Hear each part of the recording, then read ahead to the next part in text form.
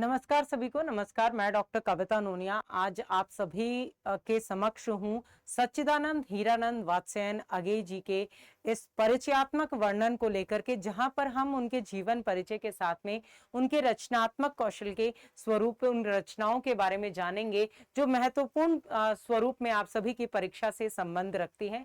यानी कि हिंदी साहित्य के विद्यार्थी अगर किसी भी परीक्षा की आप तैयारी करते हैं और अगे जी से प्रश्न ना आए, ऐसा हो ही नहीं सकता। तो अगे जी, जिनका इतना भारी भरकम नाम, उतना ही भारी भरकम जो व्यक्तित्व है, वो साहित्य में इनका अपना एक अलग ही स्थान रखता है।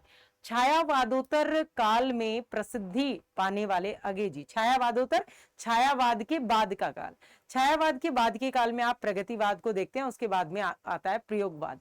प्रयोगवाद जिसके प्रवर्तक आपके अगे जी हैं, लेकिन प्रयोगवाद नाम का समर्थन इन्होंने नहीं किया। इन्होंने जिस नाम का समर्थन किया प्रयोगवाद के लिए, वो था नई कविता। तो प्रयोगवाद और नई कविता के प्रमुख हस्ताक्षर क्योंकि इन्होंने 1943 में किया तार सप्तक का संपादन, और तार सप्तक के 4 खंड हमारे समक्ष आते हैं 1943 में, 1951 में, 1959 में और 1979 में। तो मैं आप सभी को बताती हूं इनके बारे में। तो आप सभी इस वीडियो को ज्यादा से ज्यादा लाइक और शेयर कर दीजिए, और सेशन को आप लाइक और शेयर करेंगे तो उससे महत्वपूर्ण स्वरूप में उन बच्चों तक भी ये जानकारी पहुंच पाएगी जो आगे हैं, अनभिज्ञ हैं। तो अगे जी नाम जो है इनका, उपनाम आपका ये अगे, ठीक है, क्योंकि जिसे कोई जानता नहीं, तो इन्होंने अपनी प्रथम रचना के लिए अपने साहित्यिक नाम के रूप में अगे नाम का चुनाव जो है वो किया। तो अब जब हम इनके बारे में, इनके जन्म के बारे में, अगे जी के बारे में बात करते हैं, तो अगे जी का जन्म कब हुआ, जब सबसे पहला स्वरूप आता है आप सभी के समक्ष। इनका जन्म हुआ 7 मार्च 1911 को कुशीनगर में हुआ। ठीक है, इनका बचपन जो है वो लखनऊ, मद्रास, ठीक है, अलग अलग जगहों पर बीता। और उस स्वरूप में हमारे समक्ष जो है कि भाई अलग अलग जगह पर शुरू से ही बिहार स्थल पर ये जाते रहते। तो बीएससी करने के बाद में इन्होंने इंग्लिश से एमए किया, और एमए करने के दौरान जो है ये क्रांतिकारी गतिविधियों से जुड़ गए। 1930 के करीब जो है ये बम बनाते हुए पकड़े गए। तो 1930 से 36 तक जो है विभिन्न जेलों में रहे। 1936 के बाद में इन्होंने अपना जो साहित्यिक स्वरूप है वो इन्होंने शुरू किया। संस्कृत, उर्दू, फारसी, अंग्रेजी, हिंदी, इन सभी भाषाओं के ज्ञाता थे। इन सभी भाषाओं का स्वरूप जो है वो इनका हमें देखने को मिलता है। सैनिक और विशाल भारत पत्रिकाओं का इन्होंने संपादन किया। सैनिक और विशाल भारत जो पत्रिका है, इसका इन्होंने संपादन किया। ठीक है, इनकी जब हम पत्नी की बात करते हैं तो इनकी पत्नी का नाम था कपिला वात्स्यायन।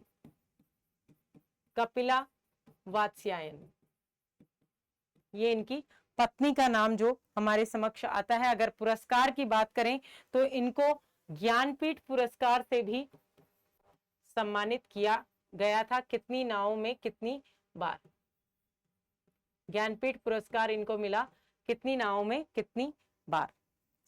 इन्होंने अगर हम बात करें तो जब इन्होंने अपनी शिक्षा जारी रखी, और अगे जी जो है वो घुमक्कड़ प्रवृत्ति के थे, एक स्थल पर बैठ नहीं सकते थे। तो घुमक्कड़ प्रवृत्ति होने के कारण उन्होंने बहुत अच्छे जो यात्रा वृतांत का स्वरूप है वो इन्होंने लिखा है। तो इन्होंने हमारे समक्ष अगे जी का जो व्यक्तित्व देखने को मिलता है वो न केवल एक कवि के रूप में, कवि, कथाकार, ठीक है, कथाकार में आपके कहानी लिखने वाले और उपन्यास लेखन दोनों ही आ जाते हैं। ठीक है, तो कहानीकार भी थे और उपन्यासकार भी थे। उपन्यास में भी कथा होती है, कहानी का स्वरूप। तो कवि है, कथाकार है, पत्रकार है, निबंधकार है,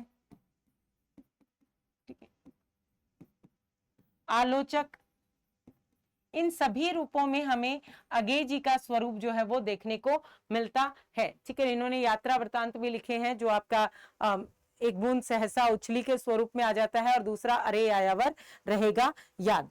ठीक है, इसके अलावा क्योंकि हम महत्वपूर्ण स्वरूप में साहित्य की जब हम बात करते हैं तो अगे जी की रचनावली में जो महत्वपूर्ण रचनाएं हमारे समक्ष जुड़ी हुई हैं, तो उसमें आप देखेंगे कि इनको साहित्य अकादमी जो मिला, साहित्य अकादमी पुरस्कार जो इन्हें मिला वो तो मिला आंगन के पार द्वार पर, ठीक है, और ज्ञानपीठ मिला कितनी नावों में कितनी बार पर। तो इनकी रचनाओं का जो स्वरूप शुरू होता है वो सबसे पहले शुरू होता है आपका कहां से, भग्नदूत से, भग्नदूत, ठीक है, चिंता, इत्यलम, हरी घास पर क्षण भर,